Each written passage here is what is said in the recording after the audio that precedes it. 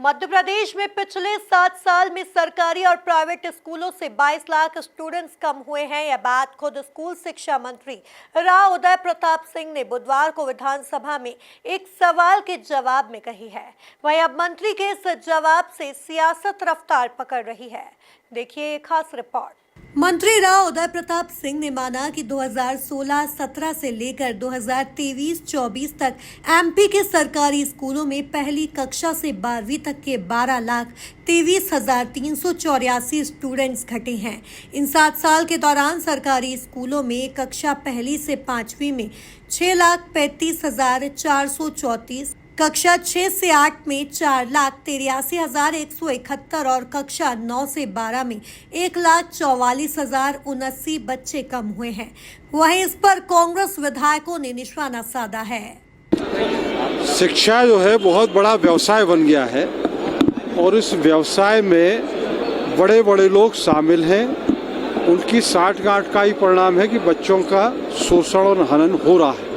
इसके लिए पूरी तरह से राज्य शासन जिम्मेदार है। श्वेत पत्र आना चाहिए, इसके समर्थन में है और शासन को, भाजपा शासन को जनता के सामने ये बताना चाहिए कि आखिर में शिक्षा में इतनी गिरावट क्यों आ रही है।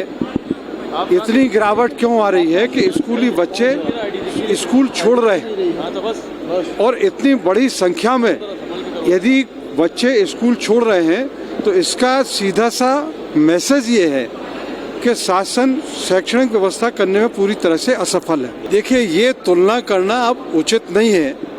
उस समय क्या व्यवस्था थी वो अलग बात है, लेकिन वर्तमान में जो शासन है उस शासन की ये जिम्मेदारी बनती है। और 20 साल से बीजेपी सरकार मध्य प्रदेश में है, तो 20 साल में ये पिछले वर्षों का रोना रोता रहे और 20 साल से ये कुछ ना करें, वर्तमान में भी कुछ ना करें, और इसके लिए वो पूरी तरह से जिम्मेदार हैं।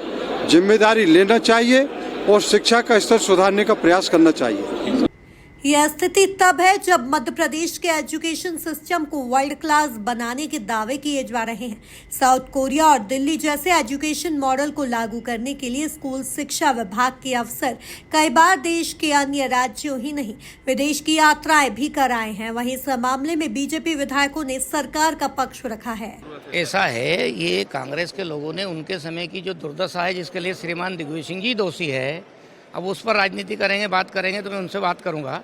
लेकिन बेसिकली जो हमने अध्ययन किया है नीचे तक का, क्योंकि मेरे पास स्कूल शिक्षा विभाग था, जब अध्ययन किया है तो ऐसे सारे पॉइंट आए हैं। किसी एक कारण से प्रभावित नहीं हो रहा है, लेकिन बहुत सारे कारण ऐसे हैं जिसके कारण प्रभावित हुआ है। अब सरकारी स्कूल का प्राथमिक शिक्षा और मिडिल में संख्या कम होने का कारण है कि प्राइवेट स्कूलों में ज़्यादा लोग जाने लगे। और इसका कारण ये था कि हम बहुत बड़ी संख्या में भर्ती नहीं कर पाए थे। जो हम लगातार अभी 2 साल में 50,000 से ज़्यादा स्कूल शिक्षा में हमने भर्ती करने का काम किया। वो सब कारणों को समेटते हुए, वो कोई एक कारण नहीं है लेकिन बहुत सारे कारण होकर के, जिनमें परिवार के लोगों का भी व्यक्तिगत कारण भी उसमें है। अब देखिए, रही बात कांग्रेस की, तो कांग्रेस का काम है विरोध करना। विपक्ष का अपना काम कर ही रहा है, लेकिन मध्य प्रदेश की सरकार, डॉक्टर मोहन यादव जी की सरकार और भारतीय जनता पार्टी की सरकार निरंतर बच्चों के भविष्य को लेकर हमेशा से चिंतित रही है। और लगातार ही मध्य प्रदेश की सरकार पिछले 1 साल से डॉक्टर मोहन यादव जी की सरकार चिंतित होते हुए स्कूलों के भविष्य, जो बच्चे हैं उनके भविष्य की चिंता पालते हुए नित नई योजनाएं बना रहे हो। निश्चित ही आने वाले समय में बच्चों के भविष्य की चिंता पालते हुए, उनके हित को देखते हुए नई नई योजनाएं बनाकर उनको किस प्रकार से हित हो उसके लिए संकल्पित भी है और अपने आप में ईमानदारी के साथ गंभीरता पूर्वक बच्चों के भविष्य की चिंता पाले हुए हैं। कुल मिलाकर देखा जाए तो मध्य प्रदेश में पिछले 7 साल में सरकारी और प्राइवेट स्कूलों में 22 लाख स्टूडेंट्स कम हुए हैं। यह बात खुद स्कूल शिक्षा मंत्री राव उदय प्रताप सिंह ने बुधवार को विधानसभा में एक सवाल के जवाब में कही है। वहीं अब मंत्री के इस जवाब से सियासत रफ्तार पकड़ रही है। Bureau report, MP news, Bhopal.